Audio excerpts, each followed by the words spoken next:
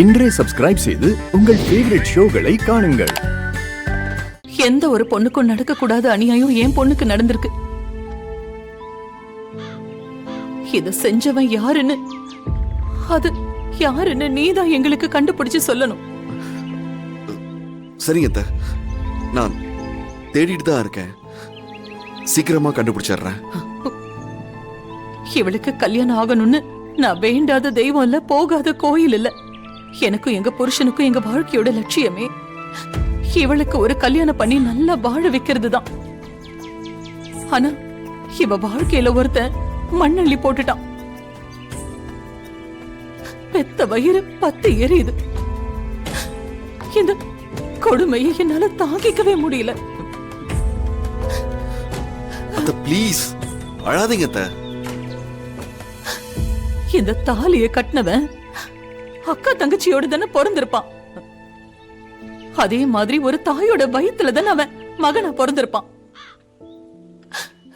எப்படி வெற்றி ஒரு அப்பாவி பொண்ணுக்கு இப்படி ஒரு துரோகத்தை பண்ண மனசு வந்துச்சு? இதே அவனோட அக்காவுக்கோ தங்கச்சிக்கோ இப்படி ஒரு நிலைமை வந்தா அவனுக்கு எப்படி இருக்கும்? தைரியம் இல்லாத கோழை. அவனை எல்லாம் நிக்க வச்சு சுடணும். ஒரு துளி கூட இறக்கமே பார்க்க கூடாது. இந்த மாதிரி ஆளுங்களுக்கு எவ்வளவு பெரிய தண்டனை கொடுத்தாலும் தகும். மா, நடந்த எல்லாத்தையுமே கடவுள் பார்த்துட்டு தானே இருக்காரு. கண்டிப்பா தண்டனை கொடுப்பாரு. வெற்றி, இந்த காலத்துல யாரையுமே நம்ப முடியல. போலீஸ் கேஸ்ன்னு நாம போனோம்னா நம்ம குடும்ப மானமே போயிடும். வெற்றி, இந்த விஷயம் என் வீட்டுக்காரருக்கு கூட தெரியாது. நீ யாருக்கும் தெரியாம அவனை கண்டுபிடிச்சு என் முன்னாடி கொண்டு வந்து நிப்பாட்டணும்.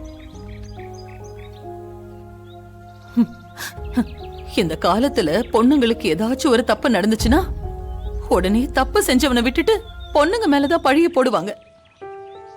தாலி கட்டுற வரைக்கும் உங்க பொண்ணு என்ன பண்ணிட்டு இருந்தா? அப்படி என்ன தூக்கம்? அவ சம்பந்தம் இல்லாம இது நடந்திருக்குமா? அப்படி இப்படின்னு பேச ஆரம்பிச்சிருவாங்க. அந்த கேள்வி எல்லாம் சந்திக்க கூடாதுன்னு தான் நான் உன்கிட்ட உதவி கேட்டு வந்திருக்கேன்பா. அத்தை கண்டிப்பா நான் கண்டுபிடிச்சிடுறேன். நீங்க கவலைப்படாதீங்க. நீங்க துளசியை கூட்டிக்கிட்டு கிளம்புங்க. துளசி, வெற்றி தம்பி கிட்ட சொன்னா எல்லாத்துக்கும் ஒரு முடிவு கிடைக்கும்னு நான் சொன்னல. இனிமே நாம கவலைப்பட வேண்டாம். வெற்றி தம்பி எல்லாத்தையும் பார்த்துக்கும்.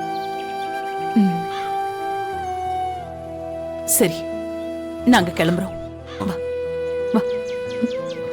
அத்தை ஒரு நிமிஷம். என்ன என்னப்பா? அத்தை, இந்த சம்பவம் கோவில் சன்னிதானத்துல நடந்திருக்கு. கடவுள் மேல இருக்க நம்பிக்கையில சொல்றேன். கண்டிப்பா இதனால உங்களுக்கோ துளசிக்கோ எந்த கெட்டதும் நடக்காது. நான் பாத்துக்கிறேன். ரொம்ப நன்றிப்பா.